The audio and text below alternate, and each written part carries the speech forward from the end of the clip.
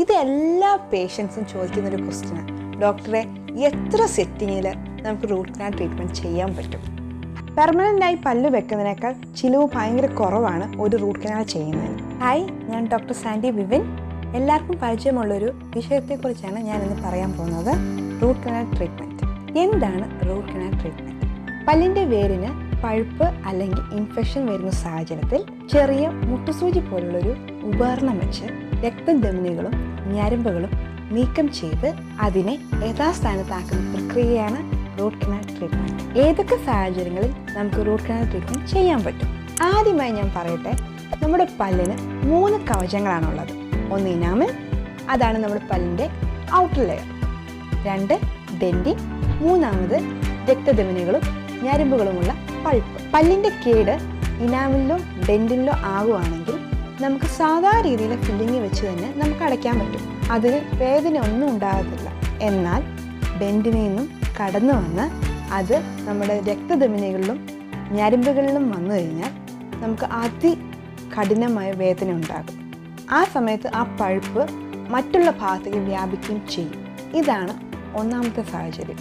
ഇതിന് പല രോഗലക്ഷണങ്ങളുമുണ്ട്. ഒന്നാമതായി അതികഠിനമായ വേദന. രണ്ടാമതായി മോണയുടെ ഉള്ളിലേക്ക് ഭയങ്കരമായിട്ട് വീക്കം. മൂന്നാമതായി ഏതെങ്കിലും മുഖത്തിൻ്റെ ഭാഗത്ത് ഭയങ്കര ഒരു നീര്.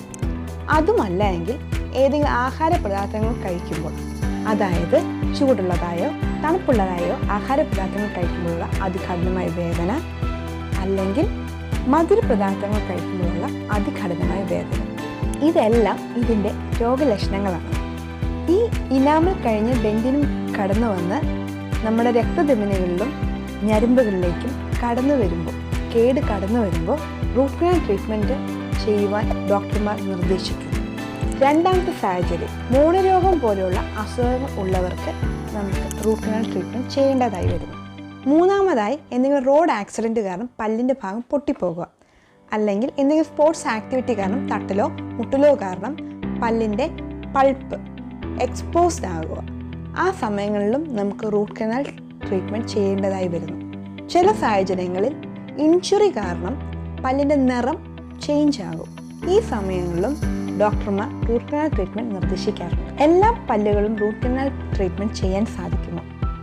എല്ലാ പല്ലുകളും റൂട്ട് കനാൽ ചെയ്യാൻ സാധിക്കില്ല.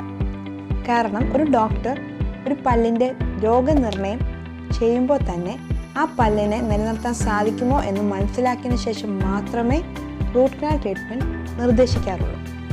ഇത് എല്ലാ പേഷ്യൻസും ചോദിക്കുന്നൊരു ക്വസ്റ്റ്യനാണ്.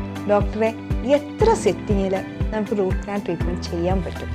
ഈ കാലഘട്ടത്തിൽ സമയത്തിന് ഭയങ്കര പ്രാധാന്യമാണ്. അതിനാൽ നമുക്ക് റൂട്ട് കനാൽ ട്രീറ്റ്മെൻറ്റ് സിംഗിൾ സിറ്റിങ്ങിന് ചെയ്യാൻ സാധിക്കും. അതിന് ഡോക്ടറിനെ സഹായിക്കുന്ന ധാരാളം ഉപകരണങ്ങൾ ഈ കാലഘട്ടത്തിൽ നമുക്ക് ലഭ്യമാണ്.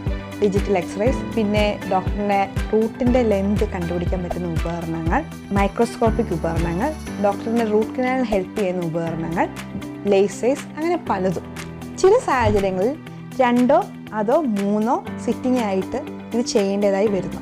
അതിൻ്റെ കാരണം പഴുപ്പ് കാരണം അല്ലെങ്കിൽ ഇൻഫെക്ഷൻ കാരണമായിരിക്കാം. ഇൻഫെക്ഷൻ കുറഞ്ഞതിന് ശേഷം മാത്രമേ നമുക്ക് ഈ ട്രീറ്റ്മെൻറ്റ് ബാക്കി പൂർത്തീകരിക്കാൻ സാധിക്കുകയുള്ളൂ. Root canal treatment ചിലവേറിയതാണ്.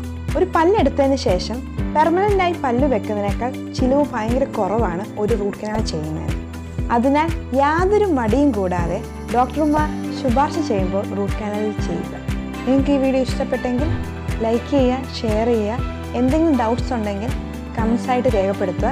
ഞാൻ അതിനൊക്കെ റിപ്ലൈ ചെയ്യുന്നതായിരിക്കും.